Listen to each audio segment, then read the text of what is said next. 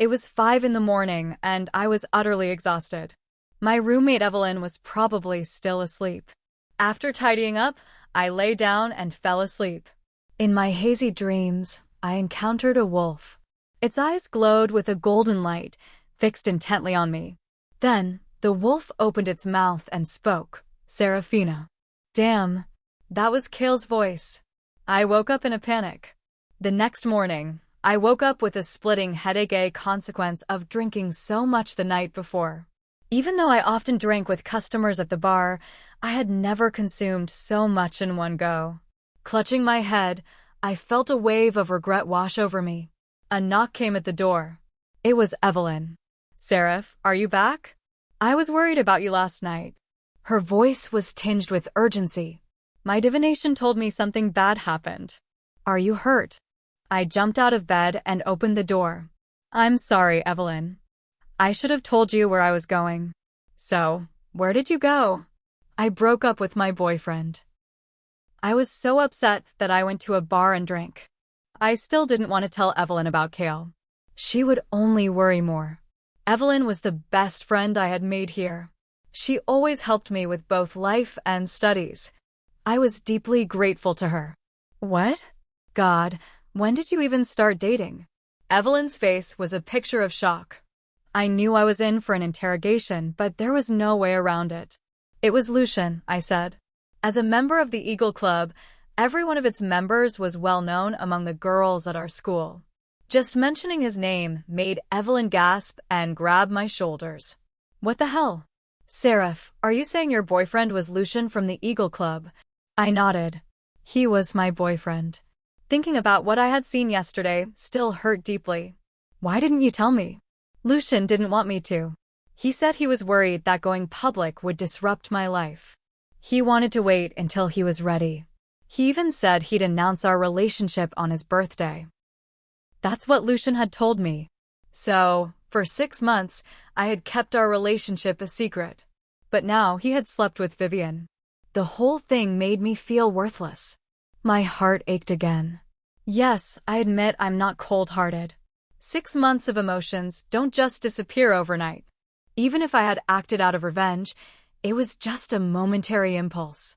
Now, I was starting to regret it. I continued, but I never expected he'd sleep with Vivian. Evelyn, I saw them in bed together, his thing inside her. I wasn't a good girl, forgive my crude language. Poor Seraph. I had no idea you were carrying all this alone. Evelyn didn't seem angry that I had kept it from her. Instead, she stepped forward and hugged me. It's okay, Seraph. You've never been in a relationship before. It's normal to be deceived by men, especially those from that celebrity club. They're such lowlifes. They get off on a hole in a tree. I laughed, and Evelyn handed me a tissue to wipe my tears. My best friend didn't blame me for hiding things from her. Instead, she comforted me when I needed it most. You're right, Evelyn.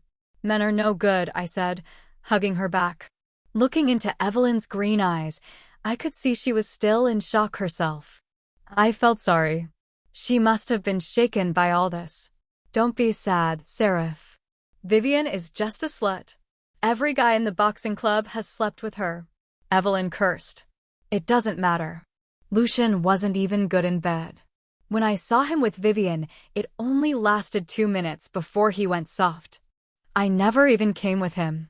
Evelyn's words lightened the mood. Perhaps it was because of last night with Kael.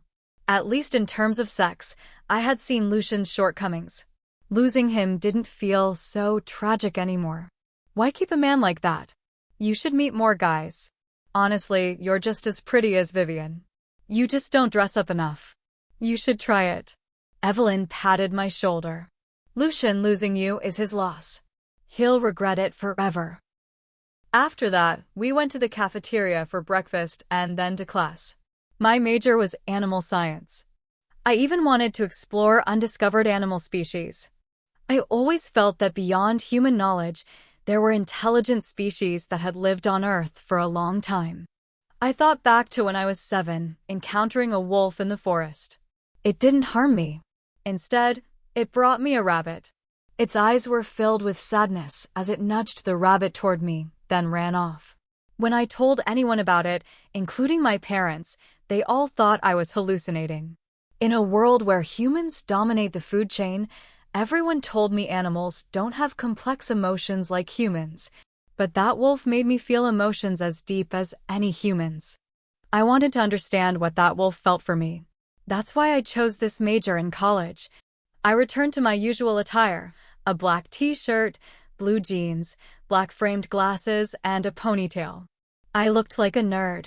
For me, it felt safe. Evelyn couldn't help but comment, "Seraph, you should buy more fashionable clothes, wear makeup, and dress up. Make that bastard Lucian regret cheating." I smiled at Evelyn. If I could, I would. But I didn't want to focus too much on appearances. My goal was to finish my studies and find a suitable job. Though my dream was to research animals in the African savanna and tropical rainforests, my financial situation didn't allow it. My parents weren't wealthy. Besides paying my tuition, I had to earn my own living expenses. Otherwise, I wouldn't have needed to work part-time at the bar. As we walked to class, I saw a group of girls surrounding a man in the distance. He was tall, wearing a black short-sleeved shirt that showed off his muscular arms. His well-defined muscles exuded a strong, undeniable presence. The girls were chatting with him, clearly trying to get closer. He smiled at all of them. Evelyn was excited. "Look, it's Kael, the leader of the Eagle Club. He's undefeated, often knocking out opponents in under 10 seconds. Of course, that's not the point. His body is amazing. Rumor has it, every woman who goes to his apartment leaves the next day with weak legs." Evelyn's words reminded me of last night with Kael. Our passion had shown me what real pleasure felt like. Even though I had initially seduced him to get back at Vivian, I couldn't forget Kael's body. Now, seeing him surrounded by girls, watching him be gentle with all of them, I couldn't help but imagine him sleeping with different women every night. Did he treat them the same way? Gently teasing, asking how they felt, kissing them tenderly? Did he make them feel endless pleasure too? At that moment, a sour feeling bubbled up inside me, like I had eaten a lemon. At the same time, anger surged, threatening to drown me. I felt terrible, like a used tissue tossed into the trash. I struggled to breathe, trying to look away. I shouldn't focus on Kael. We were just a one-night thing. Just then, Kael looked up. Oddly, his gaze seemed to land on me. His deep brown eyes were as calm as a lake. Suddenly, my ears buzzed and my heart raced. Why was this happening? Just like last night. Did he recognize me? But before I could process it, he looked away, his expression turning cold. I felt a pang of disappointment. See? He wouldn't remember a one-night stand. Like trash, no one remembers what they've thrown away. I turned to leave, not wanting to stay in this awful place. But Evelyn grabbed me. "Kael's coming this way. Is he coming for us?" My heart stopped. I turned back, but Kael wasn't walking toward us. Instead, Vivian had appeared in front of him. She was chatting with him, her face lit up with a bright smile. She clung to his arm, looking like a sweetheart beside him. Watching them laugh and talk, my heart felt like it had been stabbed. Even though I had used her man last night, I didn't feel victorious. I desperately wanted to escape. "Seraph, look, those girls are all running away." "They're scared of Vivian," Evelyn said, annoyed. "Vivian's the queen of the school, so popular with the boxing club. Even Kael can't escape her." The girls who had surrounded Kael were now gone. No doubt, even though Vivian had been with so many men, it seemed Kael was her favorite. But no matter how powerful she was, she couldn't keep her favorite man's attention. Thinking this, I couldn't help but laugh a bitter, mocking laugh.